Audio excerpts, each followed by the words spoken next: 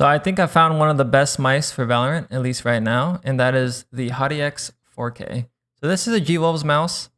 Here is what it looks like. The shape is pretty small, the hump is pretty low, and the base is wide. The best mouse I can give a comparison for this is the Viper Mini, which was my main mouse before this mouse. It's a very good shape, I think, especially if you like to claw grip your mouse. If you like to fingertip grip, it will also be really good. I wouldn't recommend it really for people who palm the mouse, because as you can see, even with my hands, my fingers go over the edge a little bit, so it's kind of uncomfortable. But I definitely recommend it for people who claw grip or fingertip grip. This is how I like to grip my mouse. Kind of strange, but that's how I like to do it.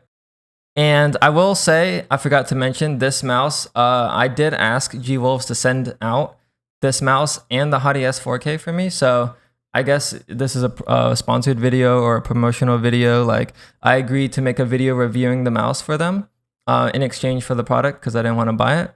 And that's what this is. So I did not buy the copy. The weight comes to around 40 grams without the honeycomb pattern.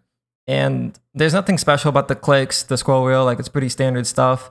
I don't really know much about the sensor, but one of the main reasons why I got this mouse was because it's very similar to the shape of the mouse I was using before, which was the Viper Mini, but the polling rate can actually get up to 4K polling rate. So me being a competitive player, I wanted to see if that upgrade would do anything and if it was actually worth getting. And my conclusion for that is that honestly, if it's very minimal, even with the 240 hertz refresh rate monitor and upgrading my PC to get pretty high frames, I don't really feel it too much. And I don't know if it actually really affects my gameplay. However, I still turn it on because, you know, maybe it does. As for the battery life on this mouse, it's pretty bad. So if you play on 1K polling hertz, it lasts, I don't know, maybe a few days, maybe a week. But then if you change it to 4K polling rate, the mouse dies within a day or two. At least for me, gaming like 2 to 3 games a day on Valorant, it just dies. So the battery life is pretty bad. And if you can get past that, like I just charge it. Pretty much as soon as I finish playing Valorant, I'll just plug up the mouse to charge. So it's not too bad, like it's not a big deal. But if you guys, you know, don't really want to charge it all the time, it could be a game changer for you. I just want to show you some of the stuff that it came with. So the grip tape, I obviously have the side grips on and the left and right buttons on. The reason for that is because I don't really like the coating on the mouse. I feel like it's hard for me to get a good grip. But with these grip tapes, they're very thin, so it doesn't really affect how I grip the mouse. But it also lets my fingers rest on it and like kind of just hold my grip secure really in place. So highly recommend to try the grip tapes if you do get this mouse, or if you have a mouse with poor coating on it. And then a really strange thing here, I'm using a different cord for it, but here's a wireless dongle. You actually can't charge the mouse with the same cord that goes into the wireless dongle. So the mouse comes with 2 different cords. You can see the 2 different ones here. They're actually two different ports. So this one here goes into the wireless dongle, and this one charges your mouse. Really strange. Fortunately, when I got this mouse shipped out to me, I also had the HTS 4K, and this is like an adapter. So I just plug it into the one that goes into the wireless dongle, and just like this. Then now it plugs into my mouse to charge. So if you don't have that, you're gonna have to plug in 2 different cords, one to use for the wireless and one to charge.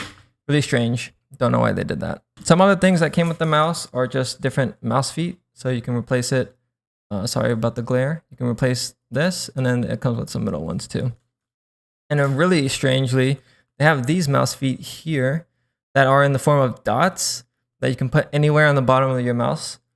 And actually these dots were the ones that came like default for these mice or this mouse. However, I have replaced the mouse feet with core pads. You can really change the mouse feet to anything you want here, because the base, you know, it's like you can have like a nice long arc. You can have those dots. It doesn't really matter. You can put any mouse feet on these, but I have the core pads from my final mouse, I believe, because they come with 2 sets. So I put these on and I like it much better. So I guess like if I were to compare it to some other mice, this is the HTS, which is the same shape as the HTS 4K that Demon 1 is using. The reason why I've chose to use the HTX over the HTS, so this has a really nice hump, is actually, I thought I aimed better with the hump, but as you can see with the hump, because it's so high, it actually limits my hand movements a little bit. So having less of a hump lets me freely move the mouse in my palm and lets me have better micro adjustments. And then if you kind of compare it to the Superlight shape, this is a G Pro wireless, but they have the same shape. This mouse is a lot longer. The G Pro wireless is a lot longer than this mouse. So I wouldn't really recommend the HTX if you like a longer mouse. Like this is a shorter, smaller mouse without a hump.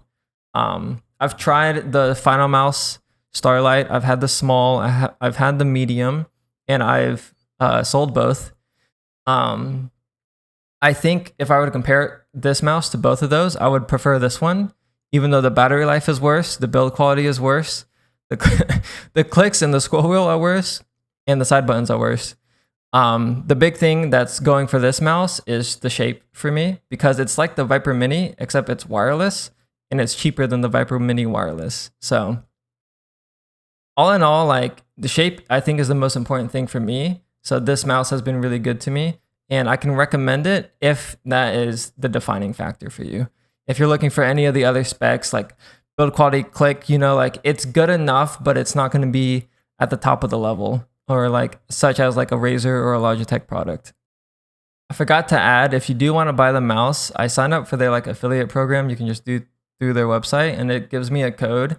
So you can use code Dopai to get like $10 off. I think I get some money off of it, but it'll hopefully make the purchase a little bit cheaper for you guys.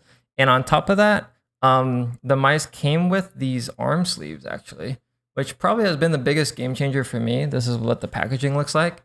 It's like a fashion sleeve. I don't know. I think it's like a few bucks on the website, but they shipped it out to me because I'm reviewing their products.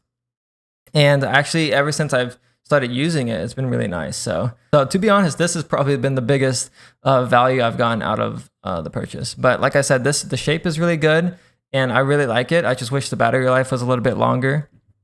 It does come with a backup battery, which I haven't really I haven't tried yet, and it comes with like this little brush thing to clean it out. So you know, you get a lot of stuff with the packaging, and the box looks nice.